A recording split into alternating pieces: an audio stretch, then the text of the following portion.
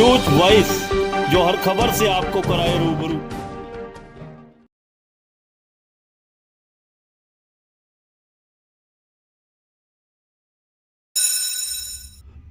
रेवाड़ी की एक महिला चिकित्सक द्वारा छेड़छाड़ और जान से मारने की धमकी के आरोपों से घिरे एक डॉक्टर ने उस वक्त राहत की सांस ली जब उन्हें इस मामले में जांच के बाद क्लीन चिट मिल गई।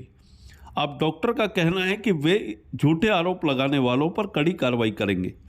दरअसल रेवाड़ी के सर्कुलर रोड पर निजी अस्पताल चलाने वाले शहर के प्रतिष्ठित डॉक्टर एस.एन. मणिकंदन पर शहर की एक महिला चिकित्सक ने पिछले दिनों उनके साथ छेड़छाड़ और उन्हें जान से मारने की धमकी देने के गंभीर आरोप लगाए थे।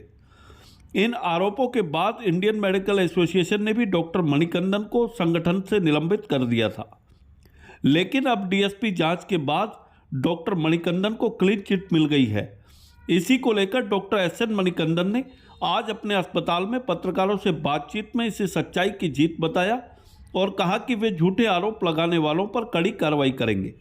इतना ही नहीं, डॉक्टर मणिकंदन ने इंडियन मेडिकल एसोसिएशन की कार्यशैली पर भी सवाल उठाए। तो आइए इस मामले में क्लीन चिट मिलने के बाद क्या कहना है डॉक्टर एस.एन. मणिकंदन का, आपको भी सुनाते हैं। रेवाड़ी से न्यूज वॉइस के लिए संजय कौशिक के साथ अजय सागर अत्री की रिपोर्ट। आदित्य अस्पताल रेवाड़ी। तो आज सब लोग का आज इसी कारण से बुलाया था। एक एफआईआर दर्ज हुआ था 238 नंबर जुलाई महीना में 24 शायद डेट है हमारा ऊपर। इसका ये एक लेडी डॉक्टर ने मेरा ऊपर आरोप लगाई थी। उसके हिसाब से इसका पुलिस ने बहुत डीपली 3 मंथ्स के ऊपर इसका इन्वेस्टिगेशन किया था। उस इन्वेस्टिगेशन में ये नजर में आया था हमारा तरफ से गलती नहीं था। इस एफआईआर में जो जो लिख रखा हर चीज एक एक लाइन एक एक शब्द झूठ था, इंक्लूडिंग इस डॉक्टर का उम्र भी झूठा लिख रखी थी। इस एफआईआर में उनके एफआईआर में उसका उम्र मेंशन कर रखा 33, उनका 39-40 के आसपास उम्र था। उसके अलावा एक एक वर्ड एक एक आरोप सारा गलत था और गंभीर आरोप था, फिर भी गलत आरोप था और बहुत गंदगी वर्ड इसने यूज किया, वो भी गलत था। इन्वेस्टिगेशन में ये हमारा सामने सब लोगों के सामने ये शामिल आया था। ये कंप्लीट झूठा एफआईआर था। उसके बाद 31 अक्टूबर 2023 में इस कार्रवाई पूरी होने के बाद पुलिस ने इस एफआईआर को कैंसिल कर दिया। और इसका मेन एफआईआर का करने का कारण भी पुलिस ने बहुत अच्छी तरह डिटेलिंग लिख रखा था।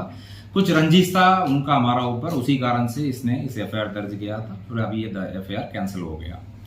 मैं हरियाणा पुलिस बाकी लाखों लोग मेरा साथ दिया, दक्षिण हरियाणा लोगों को हमारा तरफ से मैं धन्यवाद कहता हूँ और सत्यमेव जयते। एक बेहद गंभीर आरोप थे। हाँ, और आईएमए ने भी लगातार आपको आईएमए में इस बात में क्या है, आईएमए में तरफ कोई इश्यू तो आया था, क्या है उनके मीटिंग के लिए बुलाया था हमको। हमने ये कहा जल्द ये मैटर ऑलरेडी पुलिस के पास चला गया और आईएमए इन्वेस्टिगेट नहीं कर सकता क्योंकि पुलिस का इन्वेस्टिगेशन तरीका अलग होती है। मैं तो अपना तरफ से बात करूंगा, वो तो उनका तरफ से बात करेंगे और इसके बारे में एविडेंस क्रिएट निकालना है। मैं जो बता रहा हूँ वो झूठ है, उनको बता रहा है, ये सारा है ना, ये सारा इन्वेस्टिगेशन एक डॉक्टर्स आईएमए एसोसिएशन नहीं कर सकता। बट उन लोगों ने मीटिंग बुलाया था, मैंने मीटिंग मना किया और उस दौरान इन लोग ये भी मेरे से बात किया कॉम्प्रोमाइज के लिए। मैंने कॉम्प्रोमाइज के लिए भी मना कर दिया। उसके हिसाब से जो डॉक्यूमेंट्स था हमने हमारा बीच में जो हुआ था, शायद उस समय मीडिया का मैंने भेज भी दिया था क्योंकि हम इस स्टेज में मैं कॉम्प्रोमाइज के लिए रेडी नहीं हूँ। जो इन्वेस्टिगेशन होगा उसके बाद हिसाब से रिपोर्ट अगले मेरा गलती है तो उसके जो सजा मेरे को मिली उसके लिए मैं रेडी हूँ। बट फिर हमने ये बात को तो एक्सेप्ट किया नहीं है। उसी रीजन से मेरा को इन लोगों ने आईएमए सस्पेंड भी किया। बाकी क्या है, आईएमए है इंडियन मेडिकल एसोसिएशन। तो इंडियन मेडिकल एसोसिएशन किसको membership only IMA central cancel कर सकता है। इनके कोई पावर नहीं था कैंसिल करने के लिए, उसके बावजूद इसने कैंसिल किया था। उसको भी कुछ नहीं, इन लोगों ने कोई रूल्स दिखाया था, उस रूल्स को भी इसने गलत यूज किया था। उसको भी हमने एक लेटर भेजा था, आपने जो इलीगली आपने इस रूल्स को यूज किया वो एक्सेप्टेड नहीं है, ये भी हमने रिप्लाई दिया। आईएमए हरियाणा भी इसी के लिए वॉइस उठाया था। आईएमए हरियाणा ने ये किया था, कहा था कोई भी मेंबरशिप आप निकाल नहीं सकता। उसके बावजूद भी इन लोगों ने मेंबरशिप मेरा निकाला था। अभी तक उस मेंबरशिप को इन लोगों ने रिवोक नहीं किया। इवन दो डेफिनेटली मैटर तो बाहर आ गया तो हमको एफआईआर कैंसिल होगा, उसके बावजूद में उनके तरफ से कोई रिप्लाई कोई रिस्पॉन्स आया नहीं आज तक। दो चीजें हैं सर। Yes. एक शहर के रिनाउंड डॉक्टर पर इस तरह के गंभीर आरोप लगाना और वो आरोप अब झूठे साबित हो गए हैं। यस, तो आपकी क्या कार्रवाई रहेगी? देखो आगे तो मेरा एडवोकेट सेकेंडरी मैं इसी में इन्वॉल्व कर देता हूँ। हाँ। आईएमए ने आपकी जो कैंसिलेशन किया हाँ, उस पर अब आपका फर्दर स्टेप क्या है? ओके, दोनों को एक ही जवाब है। एक तो मेरा एडवोकेट है, एडवोकेट कुणाल एंड कैलाश बाबूजी। सो इन दोनों का डिसीजन के हिसाब से मैं चलूंगा, किस तरह का लीगल प्रोसीडिंग्स करनी है वो आने वाले दिन में मैं डेफिनेटली मीडिया को मैं दिखाऊंगा क्या किस तरह का हमने प्रोसीडिंग्स किया। सो अभी तो उनका डिसीजन के लिए मैं वेट कर रहा हूँ, उनका किस तरह का डिसीजन लेंगे। मिस्टर कुणाल और मिस्टर कैलाश के डिसीजन के हिसाब से मैं जाऊंगा। एक डॉक्टर साहब, आपने ये कहा कि ये सारी जो इन्होंने आरोप लगाए, ये रंजीशन आरोप लगाए, तो क्या रंजिश थी आपकी देखो, इनसे? जो आप अगले इस इन्वेस्टिगेशन रिपोर्ट पढ़ेंगे तो इसमें क्लियरली मेंशन हुआ। एक तो हमारा बीच में कोई फैमिली रिलेशनशिप था, इस लेडी और इस हस्बैंड और हमारा फैमिली के साथ कोई फैमिली रिलेशनशिप था, क्योंकि पेशेंट्स भेजने लगती थी, फिर उसके बाद घर आना, बाहर खाना, इसी तरह का हमारा बीच में फैमिली रिलेशनशिप चल रहा था। एक चीज था, उनका कुछ अफेयर चल रही थी इस लेडी का, वो डॉक्टर सरन्या द्वारा उनका हस्बैंड को पता चल गया था, इन्फॉर्म कर दिया, क्योंकि हमको नहीं लग रहा था वो ठीक है, इसलिए इन्फॉर्म हुआ था। वो फर्स्ट हमारा बीच में प्रॉब्लम शुरू हुआ था। उसके बाद उनका एक पेशेंट एडमिट था, उनका है एक, मैं पेशेंट का नाम नहीं बताना चाहता हूँ, बाकी वो क्या है, उस पेशेंट को इन्हें, ये गायनेकोलॉजिस्ट है बट खुद इंजेक्शन लगा दिया, एनेस्थेटिस्ट काम कर लिया उनके साथ। उसके हिसाब से इनके ऊपर एक केस रजिस्टर हुआ था, वो उसका डिटेल्स भी हमारा इस रिपोर्ट में है। उसमें ये क्या, एक दूसरा डॉक्टर को फंसाने की कोशिश कर रही थी, उसके लिए मैं कोऑपरेट नहीं किया। मैंने बोला आपने इंजेक्शन लगाया, जो कॉम्पनसेशन आपको पे करना होगा, उसके हिसाब से कहीं लाखों पैसा इसने कॉम्पनसेशन पे किया। तीसरा प्रॉब्लम आई थी, इनका एक स्टाफ था, वो हमारा उनके पास छोड़कर हमारा पास आ गया। वो जाकर लेबर कोर्ट में इनने केस डाल दिया, क्योंकि इनका सैलरी नहीं मिल रहा था। उसको भी उनका कहना, मेरे कहने से कहा चाहिए उस स्टाफ से आप बात भी कर सकते हो, स्टाफ अभी भी हमारे पास काम करता है, वो तो उनका मैटर, सैलरी का मैटर है। चौथा, इनके एक और प्रॉब्लम था, जो पीएनडीटी में अरेस्ट हुआ उसको भी मेरा नाम ले रही है, आपके कारण में अरेस्ट हुआ था, क्योंकि ये जो मेरा ऊपर आपने कंप्लेंट किया था। बाकी तो ये तो सरकार का काम था, सरकार ने डमी पेशेंट, दिखा पेशेंट सेट किया था, उसमें मैडम फंस गई और पुलिस का कार्रवाई में उनको पता चल गया मैडम इन्वॉल्व है, इसलिए पुलिस ने अरेस्ट किया था और 11 दिन जुडिशियल कस्टडी में था। उसका हमको कोई लेने देने नहीं था इसमें, बट उनका सोच है, इसलिए वो रंजिश बढ़ते गया और इस मामले में जाकर जब उनका स्टाफ मेरे पास ज्वाइन किया था, फिर उसने जो कोर्ट में केस डाल दिया, तो उसी टाइम जाकर इसने ये एफआईआर दर्ज किया था। आपने ये भी अभी गंभीर आरोप लगाया कि उनका किसी से अफेयर चल रहा था और हमारी मैडम ने उसके हस्बैंड को बताया। वो एक्चुअली आपका जो ये रिपोर्ट है ना, इस रिपोर्ट में भी क्लियर लिखा हुआ था। ठीक है, उसके बारे में ज्यादा मैं बात नहीं कर सकता, क्योंकि ये जो है रिपोर्ट्स आपके सामने है कि पुलिस जब इन्वेस्टिगेट करेगी तो फिर सारा इन्फॉर्मेशन इन्वेस्टिगेट तो करना ही पड़ेगा, सब चीज तो बाहर आएगी।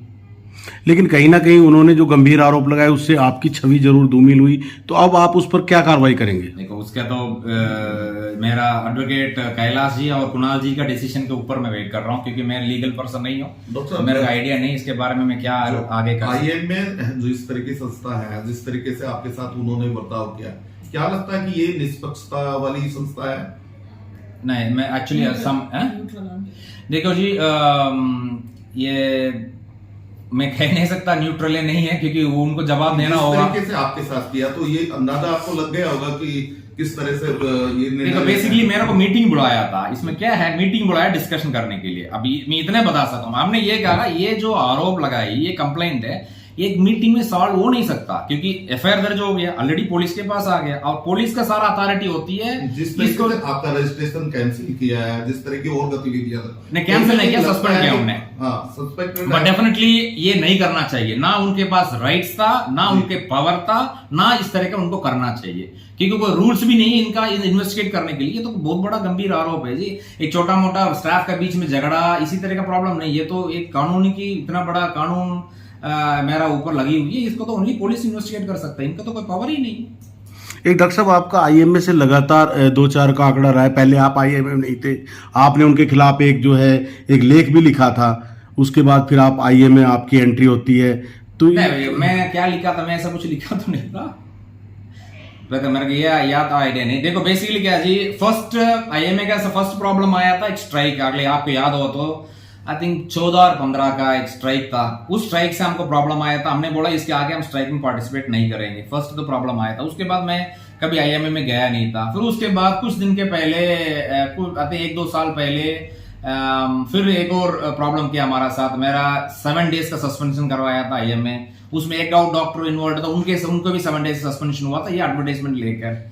तो कुछ ना कुछ प्रॉब्लम चलता रहती है, बाकी हम क्या करें, हम तो जो आता है उसको मेरे को मैनेज करना होता है। और ये प्रॉब्लम तो ये लोग आराम से न्यूट्रल रह सकता था, अगले पुलिस के हाथ में दे दिया। और हरियाणा भी ये कह रहे हैं आप पुलिस इन्वेस्टिगेशन वेट करो, इतना जल्दीबाजी में इनको सस्पेंड करना ये डेफिनेटली कंप्लीटली इलीगल है मेरे साथ। कहीं ना कहीं लगता था कि ये बचाना चाहते थे आईएमए उस डॉक्टर को। देखो जी, कोई ऐसे बचा नहीं सकता ना, कैसे बचा सकता है? नहीं, उनका पहला प्रयास कहीं ना कहीं लगता था कैसे, जैसे मेरे को बीच में ये तो महसूस हुआ था जब ये लोग मेरे को कॉम्प्रोमाइज के लिए बुला रहा था, तभी तो मेरे को लग रहा था कुछ ना कुछ उस लेडी की तरफ से कोई अप्रोच किया होगा। बट देखो जी, इसमें तो क्या, इसमें कॉम्प्रोमाइज कर क्या करना है? अगले इस मामला अगले इतना सही से बाहर नहीं आया तो कॉम्प्रोमाइज कर जीने से तो कोई फायदा नहीं है। क्या फायदा? फिर आगे कॉम्प्रोमाइज करूंगा था, फिर मैं गलती कर लिया, तो इसलिए मैं कॉम्प्रोमाइज के लिए बिल्कुल क्लियर नहीं था। इवन थ्रू कुछ पर्सन से भी हमको ये आया था, हमको आई थिंक हम दोनों को बुलाकर एक डॉक्टर डरा भी था। क्या गया था अगले, या कॉम्प्रोमाइज नहीं रखेंगे, रोज आपके बारे में अखबार में न्यूज आएगा, आपके बारे में वीडियो आएगा। हमने बोला जो कुछ होना है, बाकी हम कॉम्प्रोमाइज के रेडी नहीं है। अगले में गलती किया तो मैं तो एक्सेप्ट कर रहा हूँ, अगले में गलती किया तो मेरे को जेल जाना तो चला जाऊंगा, मैं कॉम्प्रोमाइज के लिए नहीं मांग रहा हूँ। अगले में कंप्लेनेंट की कितने डर है, अगले रिस्पॉन्डेंट हूं मैं मेरे को ऊपर आरोप लगा, मेरे को डर नहीं है, आप लोग क्यों कॉम्प्रोमाइज के लिए बुलाए? इसलिए मैंने कॉम्प्रोमाइज के लिए बिल्कुल मना कर दिया, हम कॉम्प्रोमाइज नहीं करवाएंगे। जो सच्चाई भाग रानी है और अगले हमारा तरफ गलती है तो जो सरकार, जो पुलिस जो डिसीजन लेंगे उसके लिए तो हम रेडी था। ठीक है, ओके।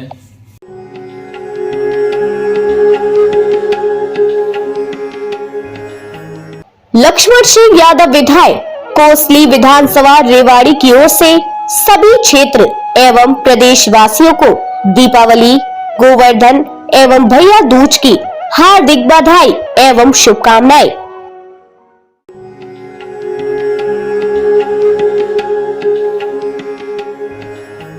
मेजर टीसी राव संयोजक ग्रामीण उत्थान, भारत निर्माण सामाजिक संस्था एवं शहीद कल्याण फाउंडेशन की ओर से सभी क्षेत्र एवं प्रदेश वासियों को दीपावली, गोवर्धन एवं भैया दूज की हार्दिक बधाई एवं शुभकामनाएं।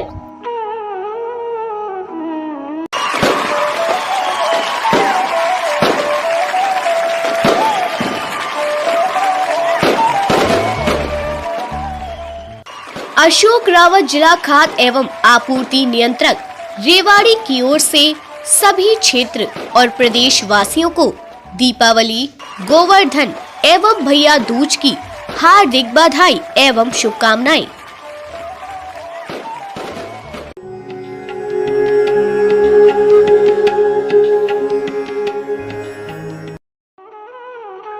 हिंद प्रॉपर्टीज रेवाड़ी की ओर से समस्त क्षेत्र एवं प्रदेश वासियों को दीपावली, गोवर्धन एवं भैया दूज की हार्दिक बधाई एवं शुभकामनाएं।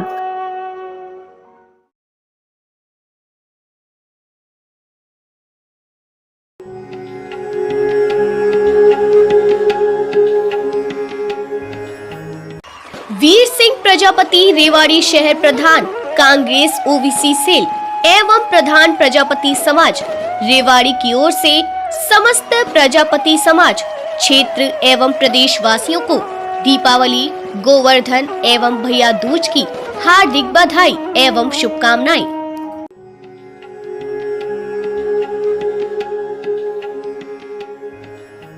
सुशीला देवी ग्राम सरपंच डालिया की बावल रेवाड़ी पत्नी सुरेंद्र यादव समाज सेवी की ओर से समस्त ग्राम, जिला और प्रदेश वासियों को पंचद्वीप महोत्सव की हार्दिक बधाई और शुभकामनाएं।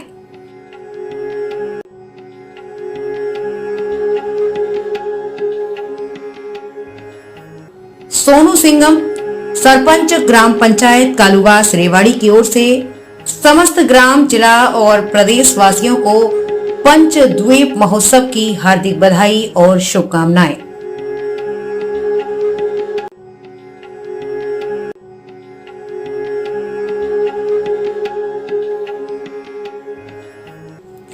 पारिसा शर्मा उपाध्यक्ष, हरियाणा राज्य बाल कल्याण परिषद की ओर से समस्त ग्राम, जिला और प्रदेशवासियों को पंचद्वीप महोत्सव की हार्दिक बधाई और शुभकामनाएं।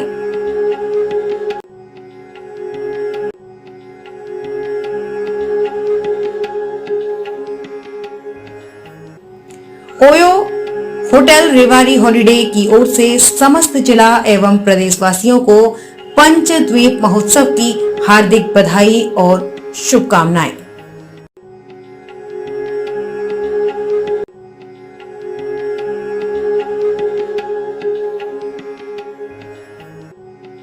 भूपेंद्र स्वीट्स की ओर से समस्त जिला और प्रदेशवासियों को पंचद्वीप महोत्सव की हार्दिक बधाई और शुभकामनाएं।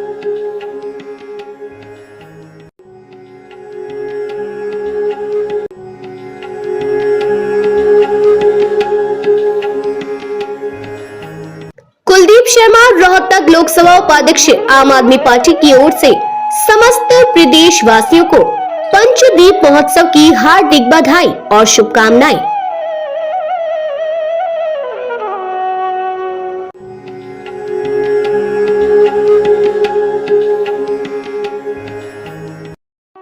शशि बाला, पूर्व जिला प्रमुख, रेवाड़ी जिला परिषद की ओर से समस्त जिला एवं प्रदेशवासियों को पंचद्वीप महोत्सव की हार्दिक बधाई और शुभकामनाएं।